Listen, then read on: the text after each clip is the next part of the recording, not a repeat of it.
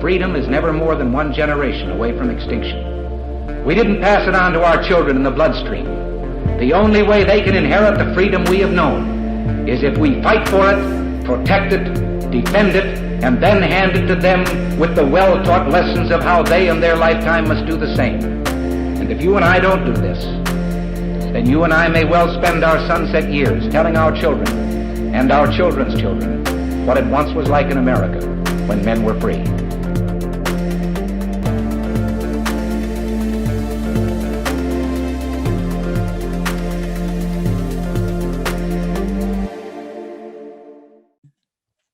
Hey everybody, welcome to episode number 279 of Gun Freedom Radio, where we engage, we educate, and we inform. We are brought to you by azfirearms.com, your nationwide hometown gun shop. I am one of your hosts, Cheryl Todd. And I'm the other guy, Dan Todd. Our theme today is Freedom Still a Thing? And our guest is Marc J Victor. Marc owns the law firm Attorneys for Freedom and is an Arizona State Bar Certified Specialist in criminal law who has been zealously representing clients in serious state and federal crime laws matters for well over 20 years.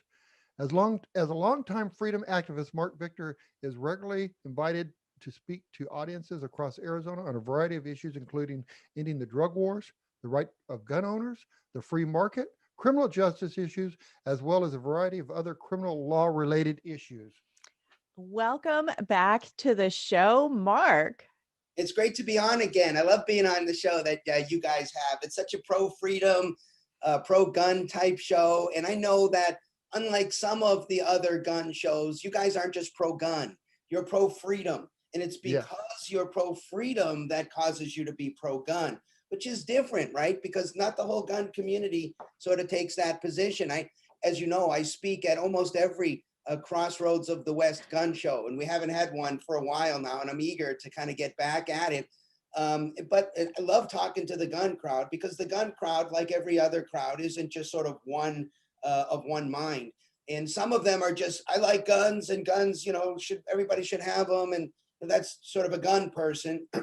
Then there's the freedom person, who gets the bigger picture of freedom and says, well, because I'm a freedom person, whether I'm a gun person or not is irrelevant, right? Because I just simply recognize the rights of other competent, peaceful, safe adults to have guns in ways that don't interfere with other people. That's the reason I'm a gun person, because I'm a freedom person. And you guys get that. And so I love being on your show really for that reason. Plus, it's nice to see you guys. We've known each other a long time. Yes. Absolutely. And, we're looking just over your shoulder out your window, and it's a beautiful landscape, but that doesn't look like Arizona, like where we're sitting right now, where we usually see each other. Where are you right now? Cheryl, that's very perceptive of you. If you take a look out there, that is Honolulu. And it's almost sunrise here in Hawaii. And as you know, we have another law firm in Hawaii as well. This is a state that needs a lot of help with the freedom movement here. This has really been ranked one of the least free states in the entire nation. And, it's a stranglehold of a government regulation and bureaucracy and red tape and people who think government can solve all the problems that government created. And so we're really excited to be here, to be pushing freedom. Freedom is the same everywhere. Everywhere on the planet for that matter. And the struggle for freedom is something that has been an ongoing struggle, right? Since the days humans stood upright and started walking on the planet, we've been struggling for freedom. What did you think that we're ever going to sort of get there? And okay, now we've got this sort of utopian world. No, that's not the reality of things. It's an ongoing struggle. You have to be, and the founders knew about this, you have to be ever vigilant in fighting. Because once you get freedom, you sort of got to maintain it as well. And that's a different question. With that saying, freedom isn't free? Yeah, absolutely. You could kind of compare it to, you go on a diet or you go to the gym. You don't get to just check that off your list. It is a constant thing. You have to pay attention to it. If you're a gardener, you can't just, plant what you want to grow and walk away from it. You've got to weed it. You've got to water it. You've got to, harvest it, so you've got to interact with the things that are valuable and life-giving. And our freedoms are really no different. Mark, let me ask you a question. Why is Hawaii so challenging for our freedoms? Well, this is a place that has been really wholly under the control of the Democrats. There's really one party here. The Republican Party doesn't really get very much done. So there's not this sort of balance. The one good thing you might say about the balance between the Repubs and the Dems is gridlock usually prevails. And since neither side, neither the Republicans nor the Democrats actually understand freedom, right? I mean, there are some things that the pro-freedom crowd likes better from the Republicans, usually a more freer economy, right? Lower taxes, more economic freedoms, better property rights, those kinds of things. But on the personal civil liberties side, usually the Republicans aren't so great.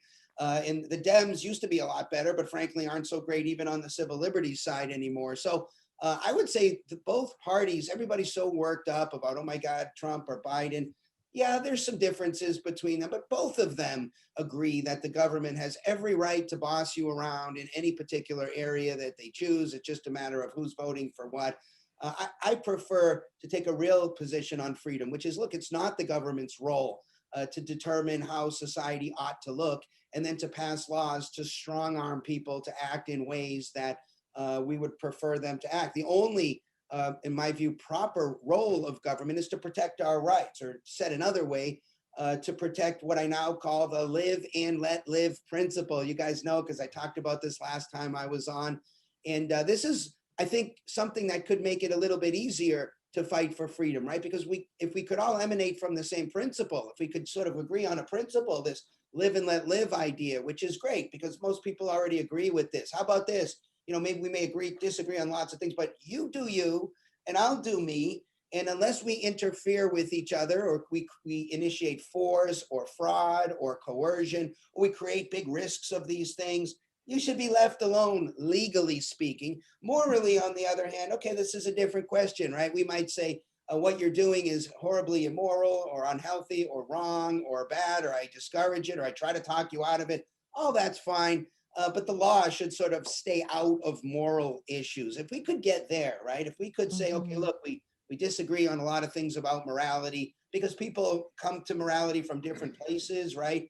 And so we should come to the realization that we don't all agree, and we're not going to all agree on moral issues. That's okay. Let's consider that in the moral world. Then there's the legal world, the world that, if you don't agree, we're going to do something to you, right? So this should be pretty small and very narrowly tailored. And I like this idea of live and let live.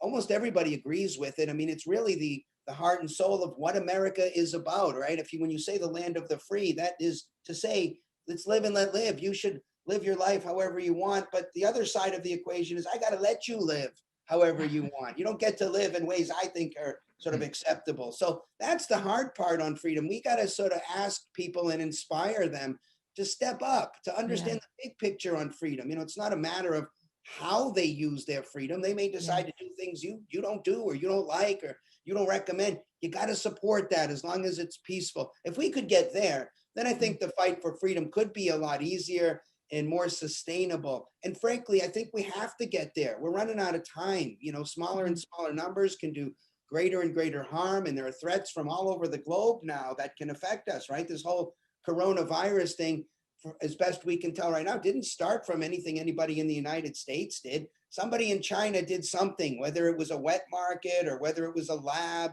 Somebody over there did something that affected us over here in a big way, right? It messed up our economy. We're fighting over masks and social distancing, and businesses we got all this craziness because of something somebody did in China. So we got to think globally now. We got to say, hey, there are people in different parts of the world who can create threats and affect us here. We got to sell them as well on the idea of peace and freedom. We can no longer afford the luxury of just thinking about our little free society over here and the hell with what everybody else does. I mean, we got a world where soon more people will have nukes, It'll be easier for people to sort of synthesize viruses and bacteria, maybe for bad purposes, like to weaponize them.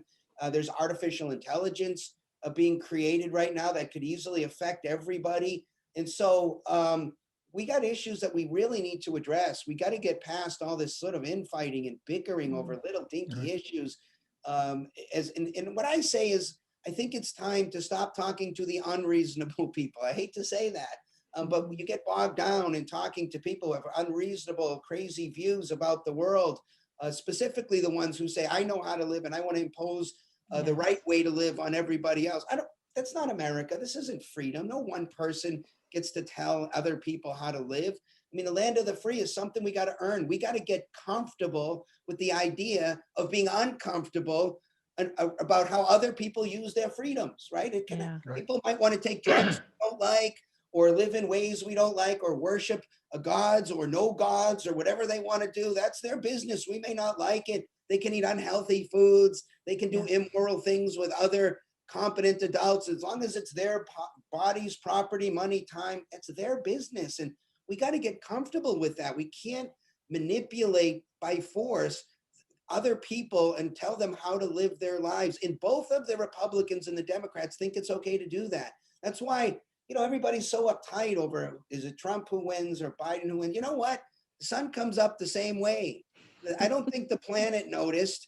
There are going to be some differences in some things, but okay, Biden got elected, Trump is out and Biden is in. Is the world that much different, really? I mean, do we expect do we need to jump out the window? Would we really have said life is great because Trump got another 4 years? I don't think so. I think when we step back and cool off a little bit, what we're going to realize is there's some fundamental ideas here that we have to get across to people. And if we don't, whether we get, as they say, the jackbooted thug of the right foot or the left foot,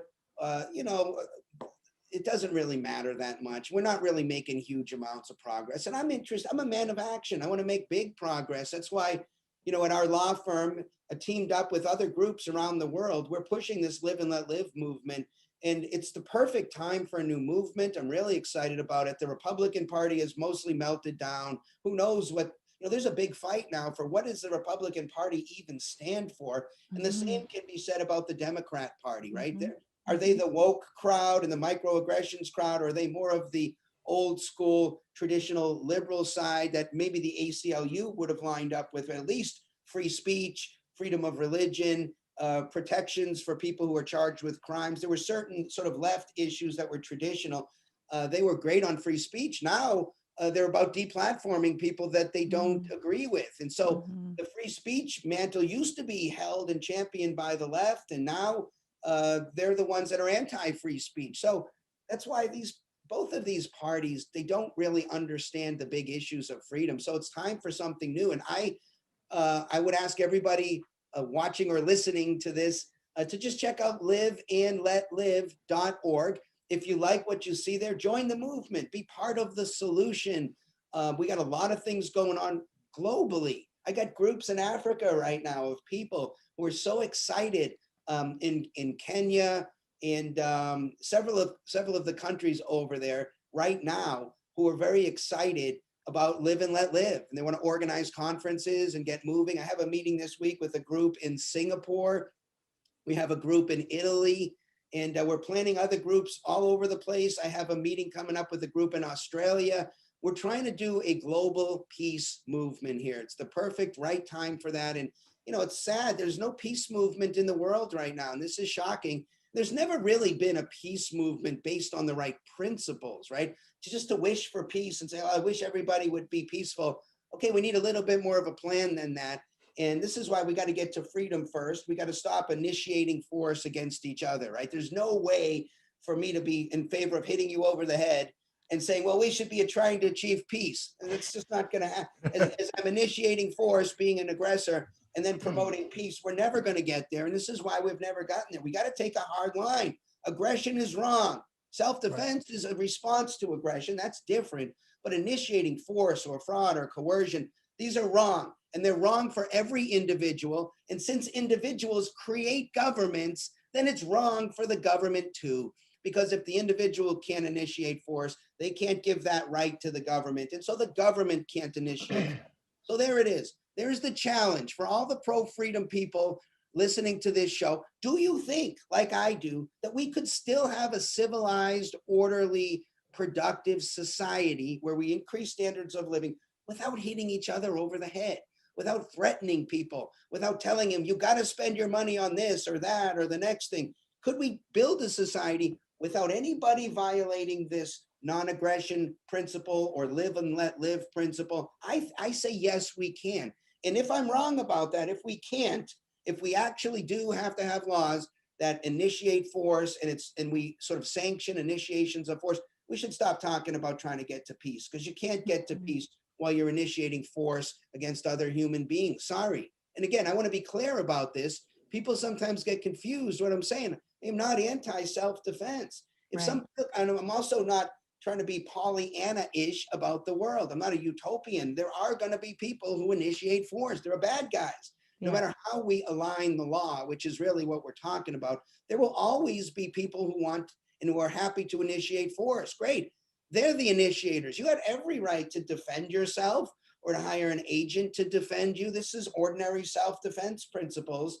And yeah, there are hard cases. There are gray areas. That's what we talk about all the time in the gun community, right? We try to make sure we're staying on the right side of those gray areas, but there are gray areas. We all know that. So again, I'm not trying to be utopian here, but if we really want to get to freedom and peace, I think live and let live is the way we have a shot of getting there. I love it. Yeah. I love it. And I think you're hit on so many important things that it actually causes me to say, to wonder, okay, where did this come from for you? Because so often people, they are, whether we realize it or not, we are kind of raised to buy into some cult of personality, which is that, whether it's a Trump or whether it's a Biden, whether I identify as conservative or liberal or whatever, and to be able to be comfortable in gray areas, like, where did that come from for you? Especially being well schooled to be an attorney, you would think that you might have been maybe swayed a little to the liberal side, because our schools seem to have become so liberal. I have an easier time, I think, persuading attorneys to see what I'm talking about, because, really at the end of the day, all we're talking about here is changing the law. And what I'm talking about makes sense if it's just presented to people. They've been presented two choices. You have the Republican choice or the Democrat choice. And okay, so I was raised in a household that was very, very strongly a pro-Democrat.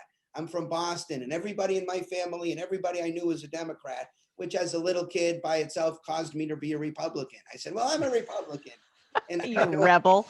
I had no idea what either side was about. But as I decided I've now declared I'm a Republican, let me listen to what they're saying.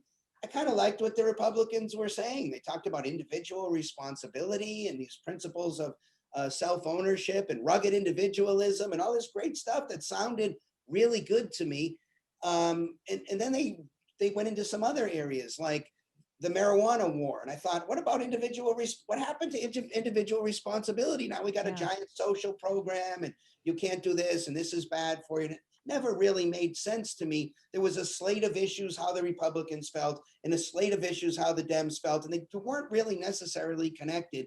And I guess overall, I like the Republicans better. Like other people, they say, okay, I like this sort of slate of issues better than this slate of issues.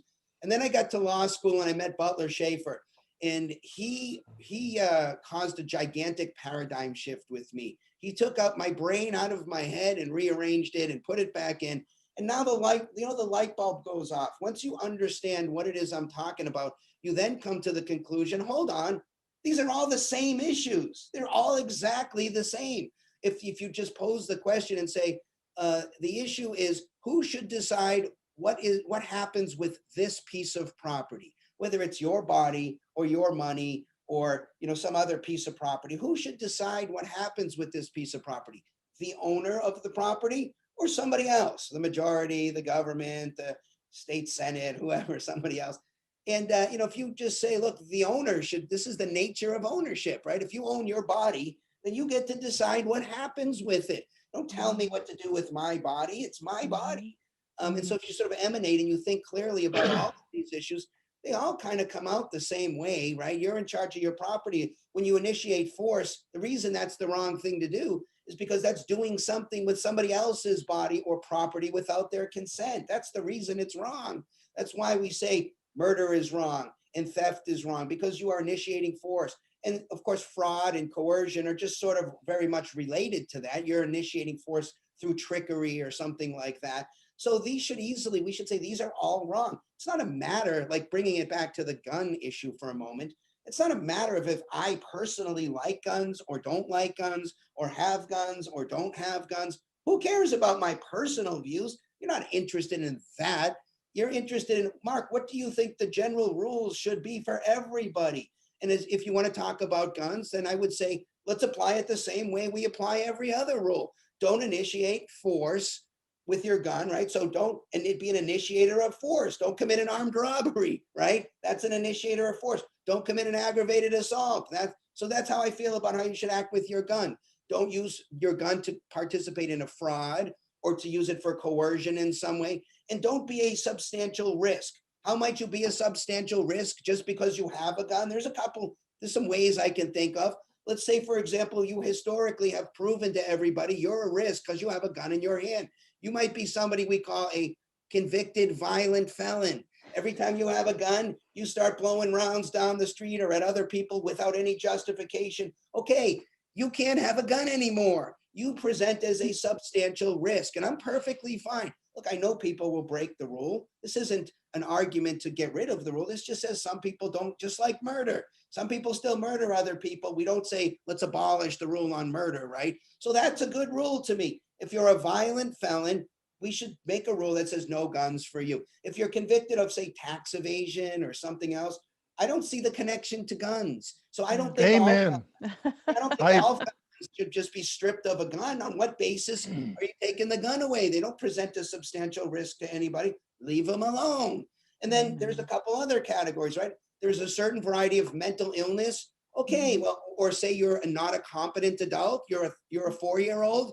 Yeah, we can tell you no guns for you. Why? Because you're a risk with a gun. If we put a gun in a 4-year-old's hand, this presents a substantial risk to other people. You can't have a gun. Same with certain varieties of mental illness. And I recognize that can be hard questions. We got to figure out who's mentally ill, what types of mental illnesses. We can do that. We do that now. That's okay. It's manageable. And then the last category that I can think of is you have no idea how to operate the thing. You don't know which end the round comes out of. You don't know how the thing operates.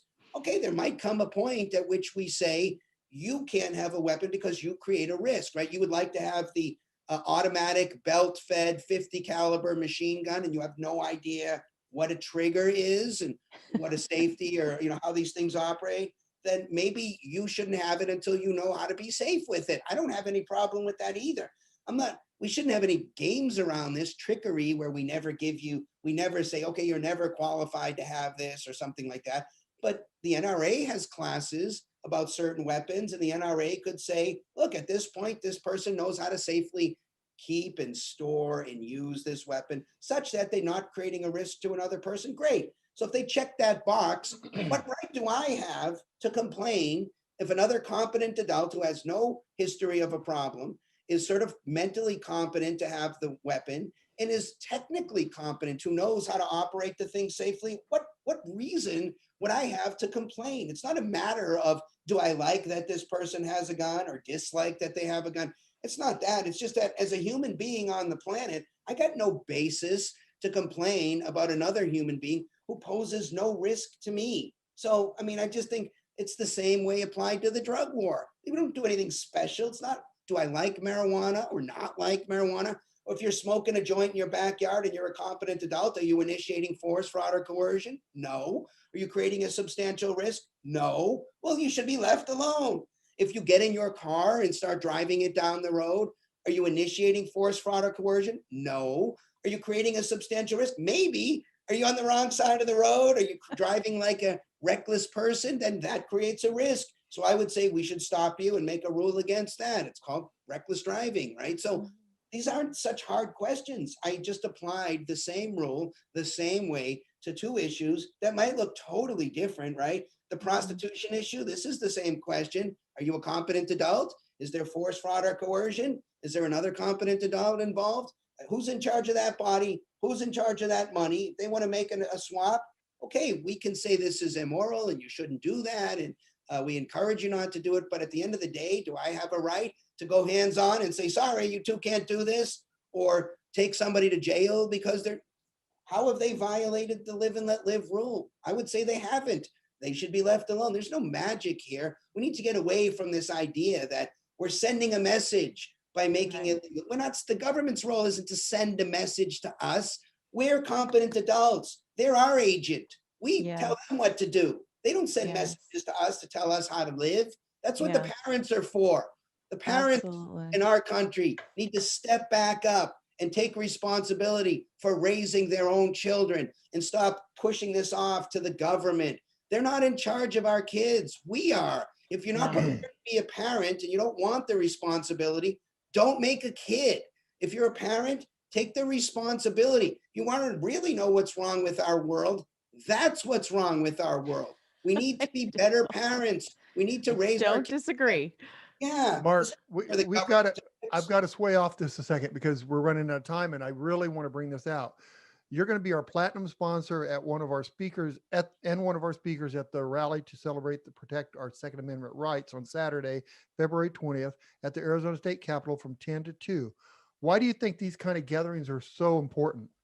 I love it. I just love talking to people about freedom. What I just said is what I really love saying to the gun crowd. Yes, I'm pro-gun, but I'm not pro-gun because of having anything to do with guns. I'm pro-gun because I'm pro-freedom.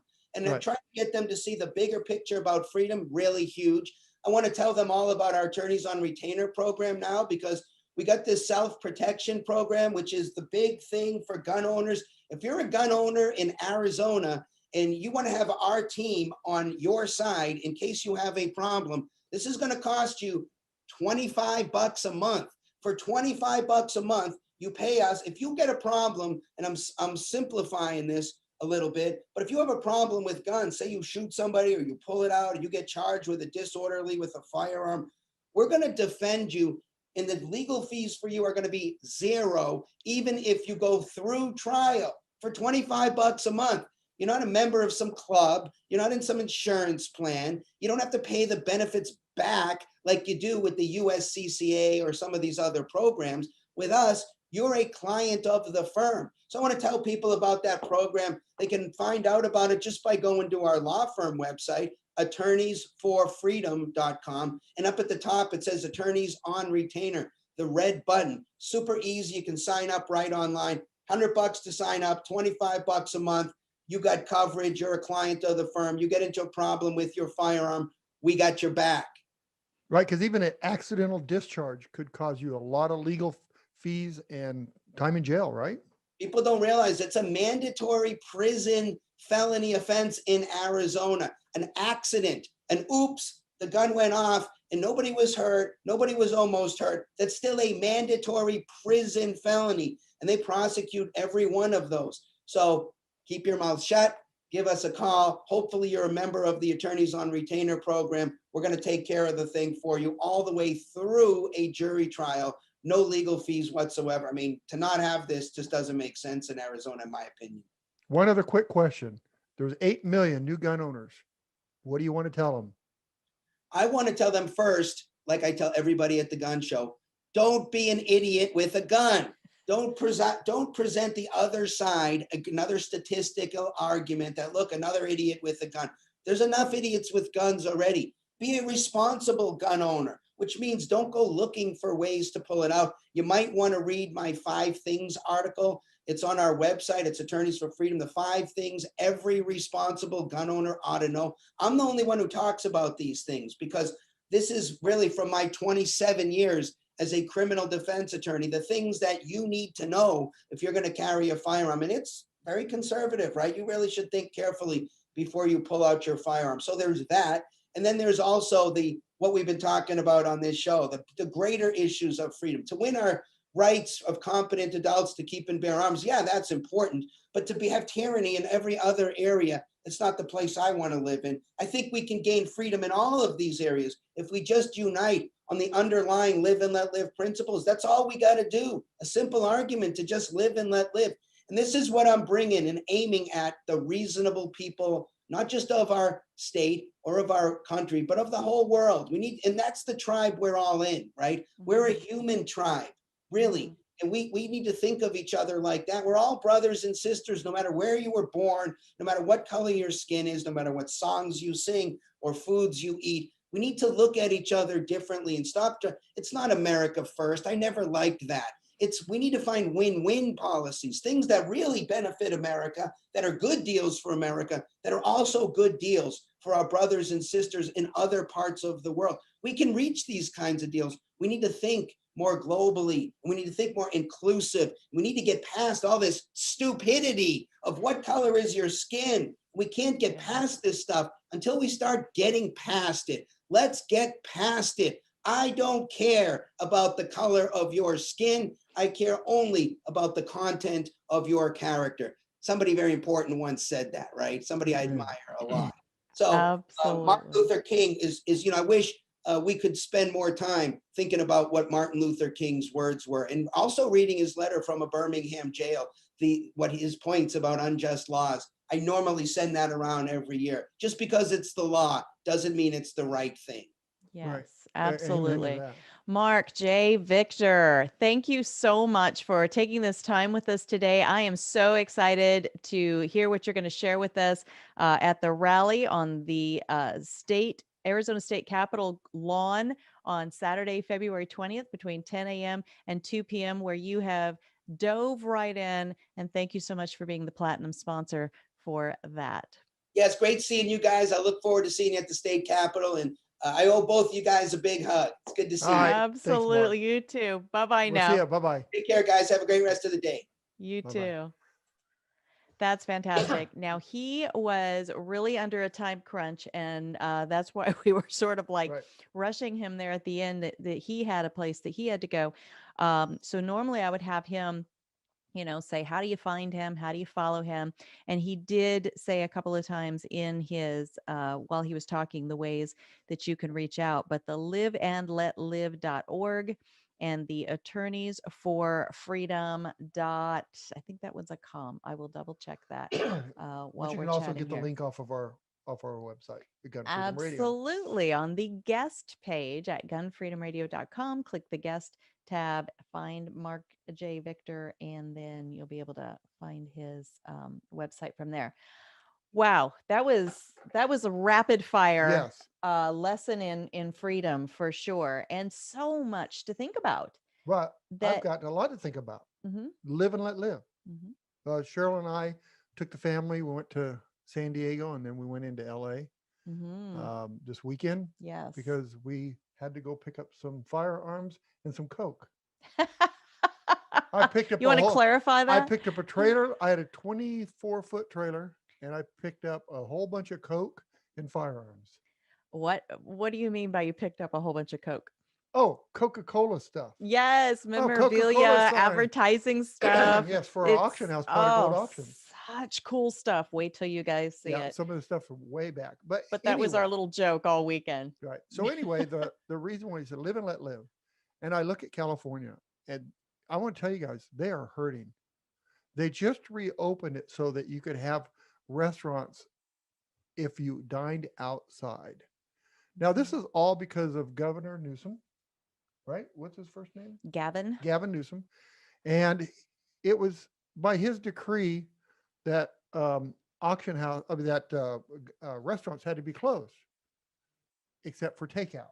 And then he just decided a couple days ago, we'll let you open up again as long as you're outside. We'll let you. Let you. Okay, right. Now you've invested your time, you've invested your money, you are you've either purchased a building, right, to operate out of, or you're tied to a lease where you're paying rent, and then this governor, an elected official who works for you, is going to let you operate your own business. Wow, that's so magnanimous of him. But there's more. Good heavens.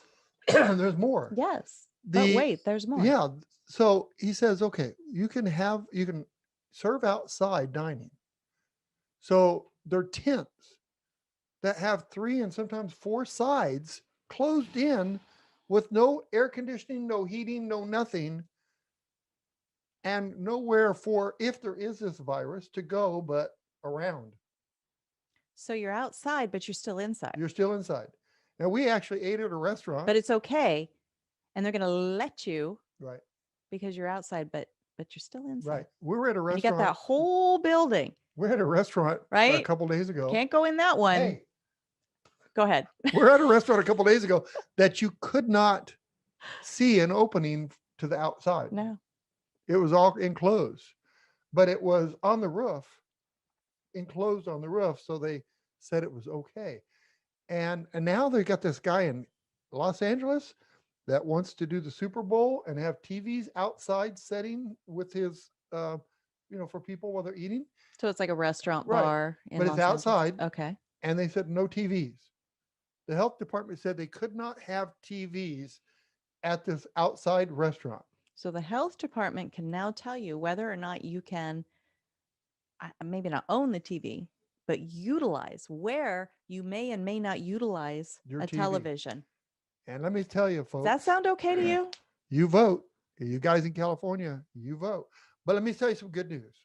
So we're walking along the beach, San Diego, and I seen this flag that said Trump, and I also saw this flag that said Biden. And so we went and talked to them. And next to them in the same area was a petition to recall Newsom. Mm-hmm. And they're doing very well with that.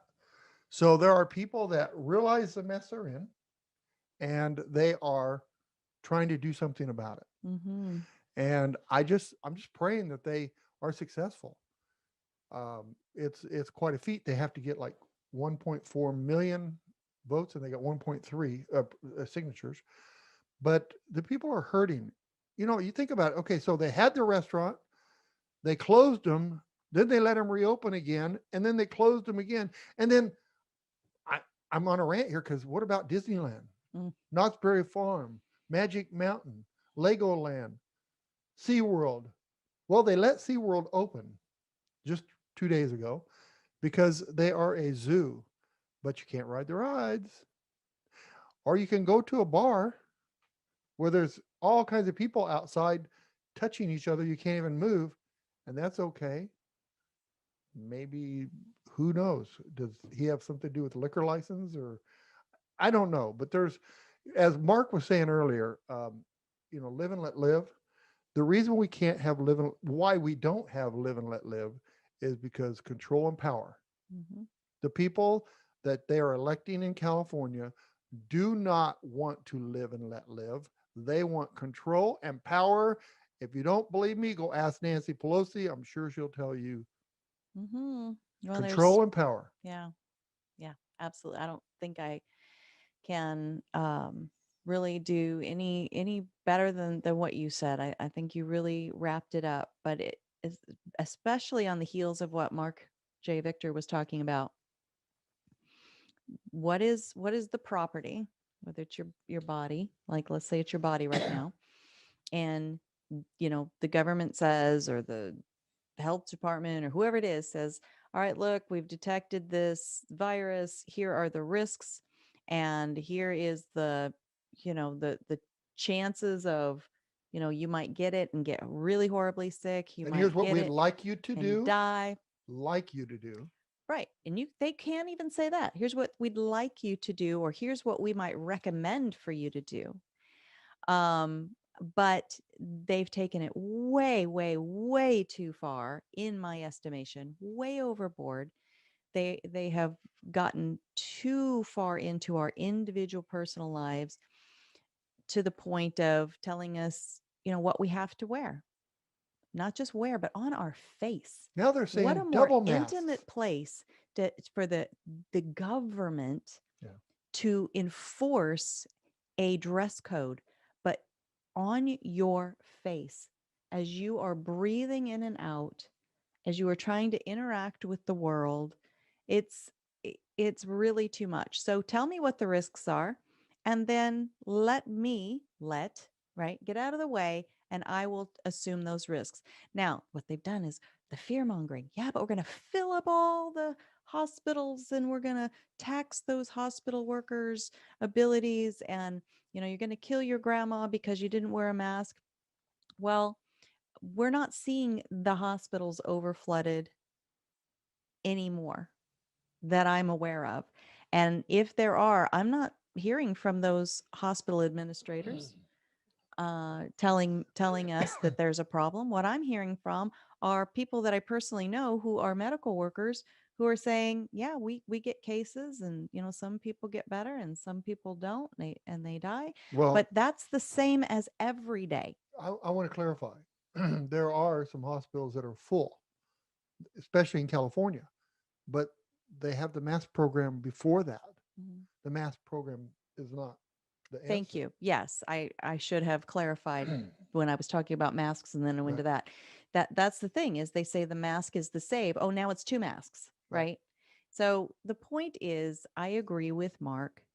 Give us the information, get out of the way, because the government has a role to play, and they are way overstepping what our founders had intended for them to do. Folks, I'm not a doctor. I don't even play one on TV. I'm not giving you medical advice. I'm not telling you what you should wear on your face or not wear on your face. I'm just telling you to keep the government in check. Keep your brain in check, that you aren't letting fear allow you to just throw away your freedoms, which is exactly why we call this episode, Is Freedom Still a Thing? Is it still a thing, or is it done now? You We know, had it. We didn't really care. I We got remember, scared because of cooties, and we threw it yeah, all away. I remember a couple of years ago, we went to a beach in Coronado and they had signs that say caution that there's the what are those things that stingrays Mm, in the water. And they didn't say you couldn't go in the water. They just said be cautious of it. mhm, Drag your feet, whatever. mhm. And we went out there, and Jason, my son-in-law, got stung by a stingray. But we had a ball, Mhm, and we have a ball every time we go to the beach. mhm, And I don't want the government telling me that you can't go in the water. I mhm, want them to tell me there are potential risks in the water, mhm. but use at your own risk. Absolutely. Life, live it at your own risk.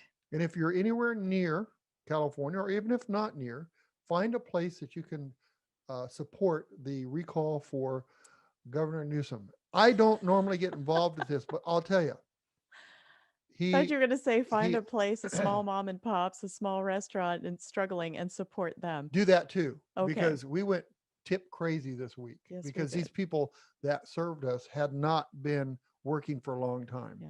But if I normally don't get involved with the other states' issues, but this is important.